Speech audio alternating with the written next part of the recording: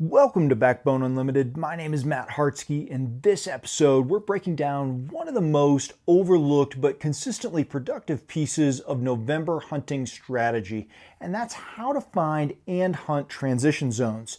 If you've hunted elk or deer in November, you already know how quickly things can change.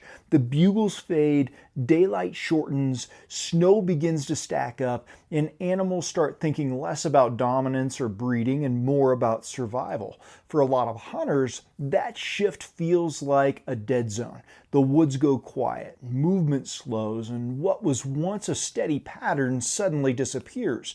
But the truth is, the animals haven't vanished. They've just tightened their world into smaller, safer corridors that connect everything they need: food, cover, and a way to travel between the two. Those convergences that we call transition zones become the backbone of late season hunting success. Elk and deer both use them to stay alive through changing weather, hunting pressure, and shrinking food sources. In this episode, we're going to unpack what transition zones really are this time of year and why they matter most in November, and how to find, confirm, and hunt them effectively. We're going to cover how to read them on a map, what sign to look for on the ground, and the specific strategies that are going to help you capitalize when food, cover, and travel all collide. Let's get into it. A transition zone is exactly what it sounds like: the place where one habitat blends into another. It's the meeting line where food, cover, and travel all come together in a way that animals can use efficiently and safely. Think of it as a natural intersection. Elk and deer move through these areas because they link everything that matters to survival: calories, security, movement routes that let them navigate both without exposure. In September for elk and October, late October for mule deer, those intersections are noisy and wide open. Bulls are covering miles, and during that later time, bucks are too, chasing, fighting, and moving across basins or drainages without a lot of concern for safety. But by November, priorities flipped. A lot of those animals, especially elk, are going to be recovering from the rut, conserving energy, and responding to pressure from hunters, predators, and weather. The more they feel those pressures stack, the more valuable these transition areas become. You're often going to find them where timber meets meadow, or where a thick north-facing slope spills into open feed, or where sage flats give way to brushy drainages. On a map, they can look subtle, just a contour break, a creek crossing, or a strip of mixed vegetation. But in the field, they're where fresh tracks and sign consistently appear. What separates an average hunter from a seasoned one here is learning to think of the edges. Wildlife rarely live in the middle of extremes. They live where two habitats meet, where they can feed under cover, bed with an escape route, and move between the two without being seen. Elk might bed in the timber and feed in the meadow, but the first 50 yards inside that timber line, the zone where their world overlaps with yours, is the sweet spot. Deer do a lot of the same things, especially mature bucks that slip through brushy funnels connecting thick bedding cover to cut banks or ag edges. Transition zones also shift as the season does.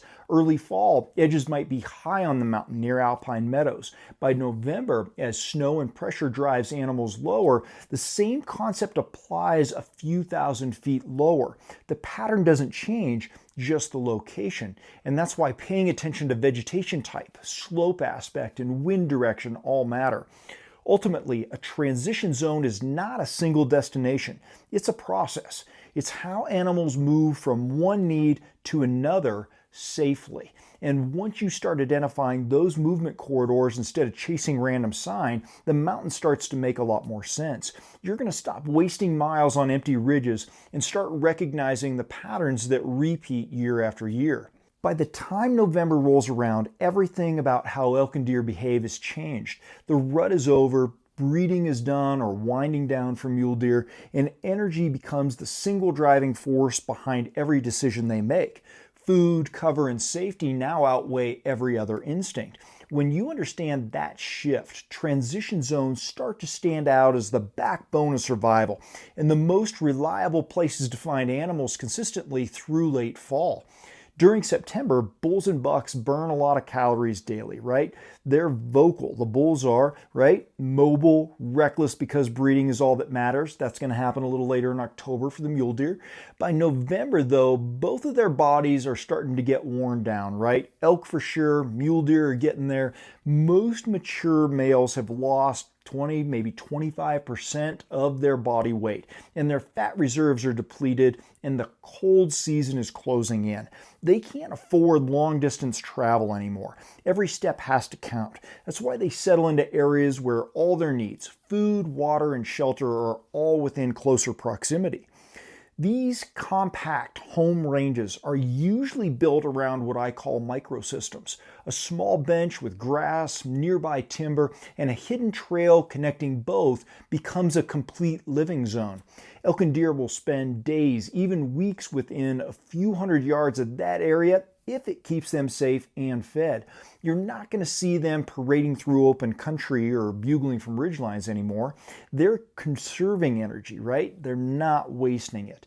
November also brings colder mornings, longer nights, and a shift in available food.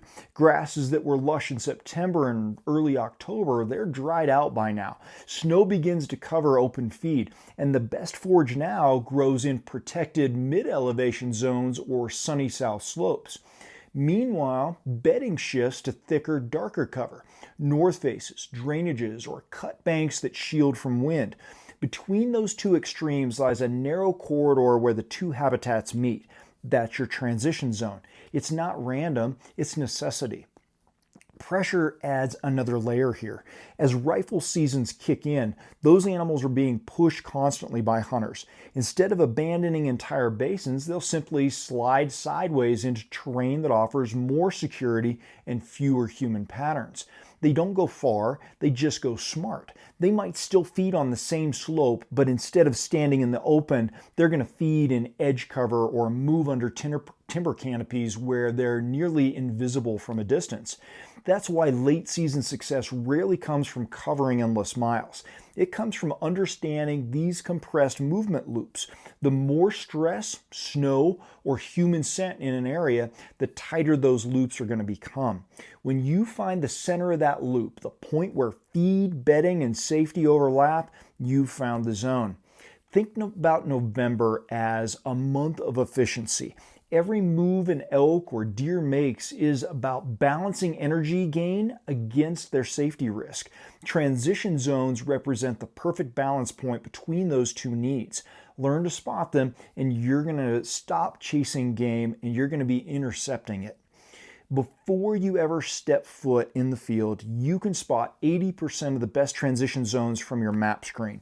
November success often comes down to how well you can read terrain before you hike it. The beauty is, once you learn what to look for, those subtle intersections of food, cover, and movement corridors, it starts jumping off the map. Let's start with satellite view. Zoom out and look for contrasting vegetation. Anywhere dark timber meets lighter meadows, open sage, or broken brush lines, you're looking at potential transition country. Elk and deer gravitate to those edges because they can feed under cover, bed within reach of escape terrain, and stay hidden from pressure. A lot of hunters focus on big open basins that look good, but the real money spots are where the terrain pinches down or shifts in texture, where you can literally see a contour change on the map. That color change often represents your convergence zone. Next, flip to your topographic or terrain layer. Study how contour lines tighten and loosen. Transition zones usually form where terrain softens between steep bedding cover and open feeding slopes. A bench, a saddle, a gradual roll in the contour. All of those are highways for animals moving between needs. Elk prefer those gentle gradients. Mule deer favor tighter funnels where ridges and cuts create natural pinch points. But both species use these as energy-efficient travel corridors.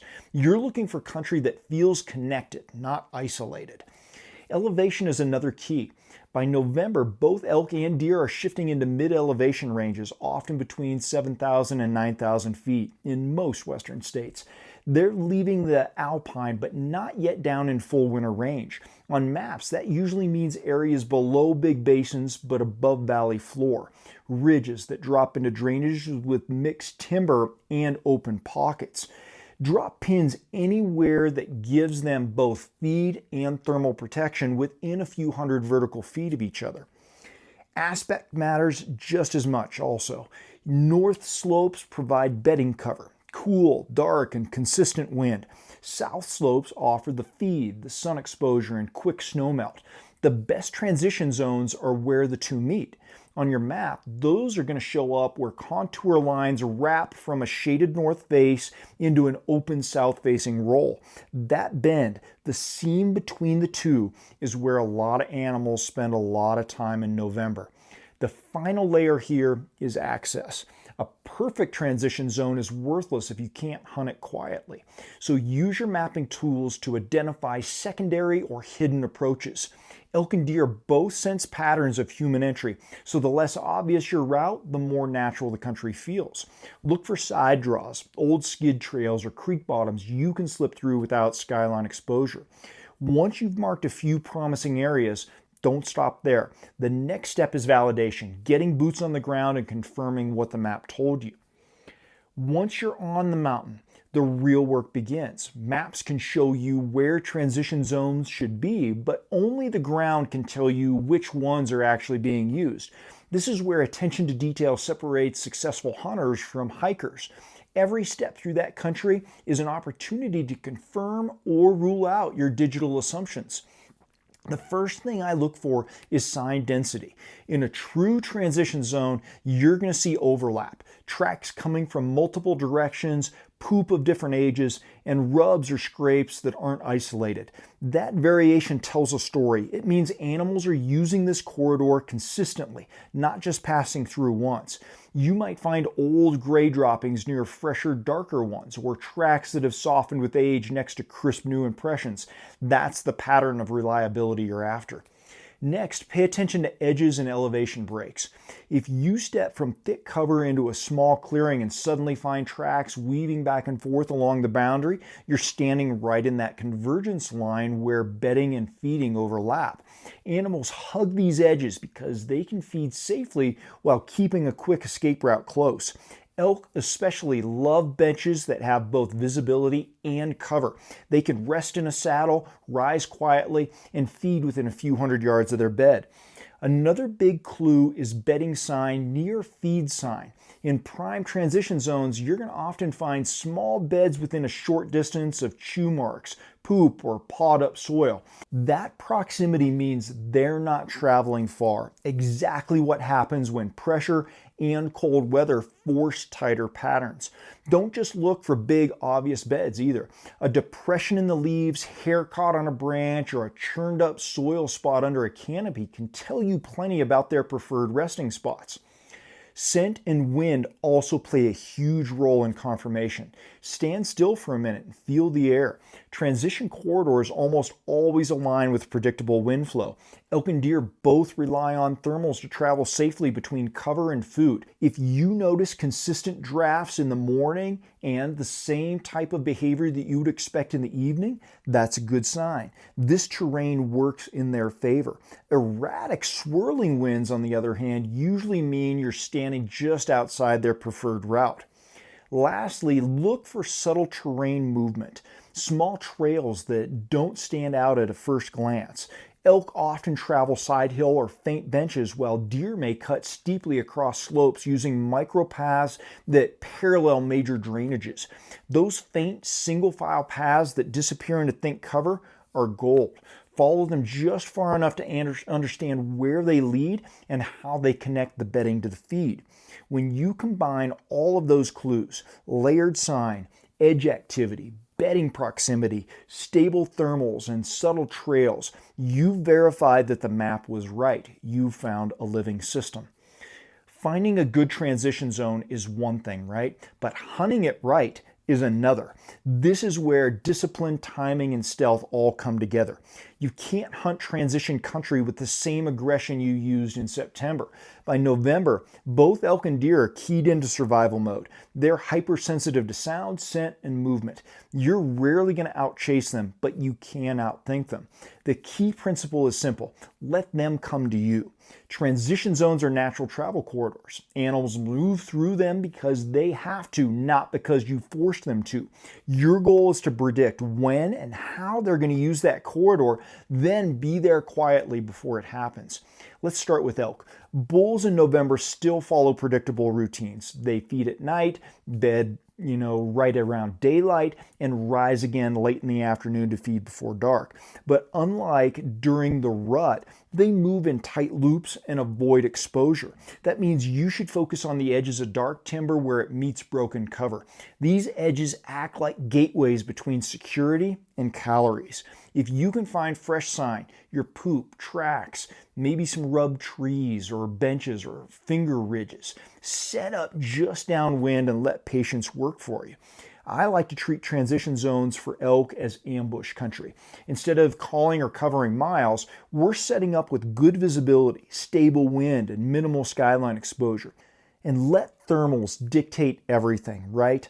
Hunt uphill when the morning's downdrafting. Get up high after those thermals switch and go up. When they switch again in the evening and start going down, make sure that you're under them, right? So you're not blowing your scent whichever direction those thermals are going.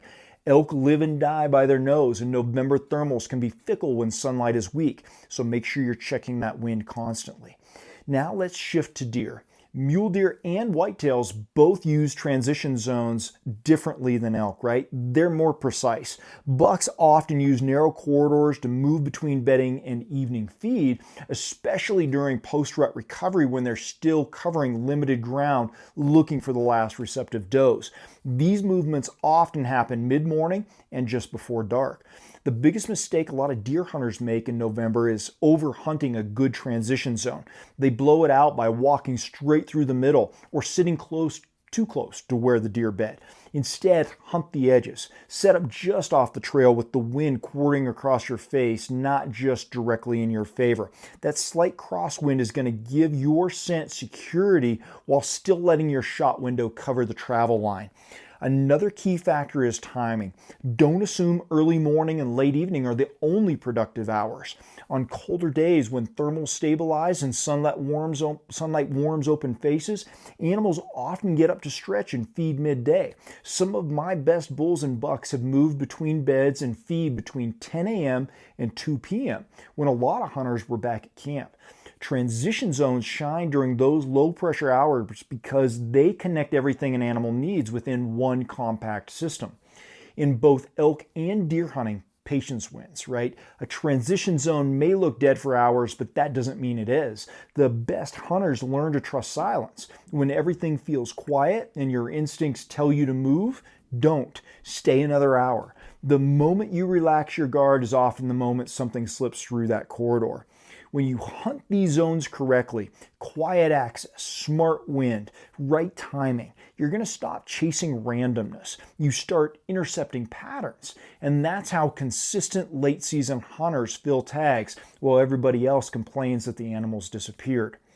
If you want to hunt transition zones effectively in November, you also have to understand one truth. These areas are never static. They evolve week to week based on weather, pressure, and elevation changes. The same bench or draw that was full of tracks 2 weeks ago might be empty now, and that doesn't mean the animals vanished. It means they adapted. The best hunters adapt with them. Let's start with weather. November is a month of extremes. Warm, calm mornings one day and deep snow 2 days later. Every weather event forces elk and deer to reevaluate where they can feed efficiently and rest safely.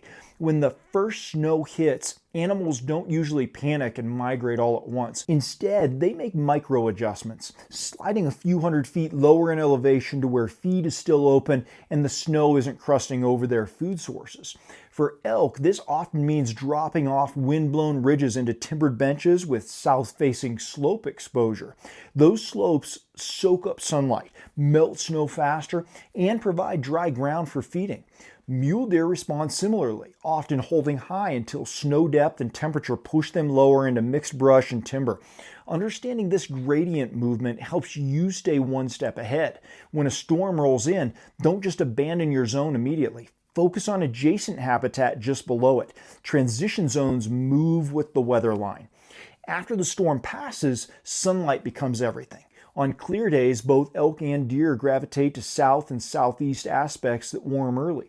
If you've been hunting shaded north slope and notice fresh sign disappearing, shift to those sunny faces. The animals are still using the same core area, just a different side of it. When you start reading snow patterns, it becomes obvious. Tracks melt slower in shade, faster in sun, and those contrast lines reveal exactly how animals are moving post-storm. Now let's talk pressure. By mid-November, most big game has been hunted for weeks straight. Rifle seasons overlap and the mountains have human scent everywhere. In pressured areas, elk and deer won't necessarily leave, they'll compress. They pull tighter into the roughest, darkest, or steepest terrain that hunters avoid. For elk, this might mean shifting from an open burn to the adjacent timber pocket where thermals swirl less. For mule deer, it often means moving into tiny pockets of brush or aspen where visibility drops, but wind consistency rises. If you find yourself glassing an area that suddenly seems empty, ask yourself how the pressure might have reshaped it. Are hunters accessing from the same ridge each morning? Are ATVs running through the valley below? Animals will pattern that pressure faster than a lot of hunters realize. Adjusting your setups by moving laterally, half a mile away, can make all the difference. Transition zones thrive when they feel safe. Once they don't, the game shifts slightly deeper into cover. Elevation plays a constant balancing act through November too.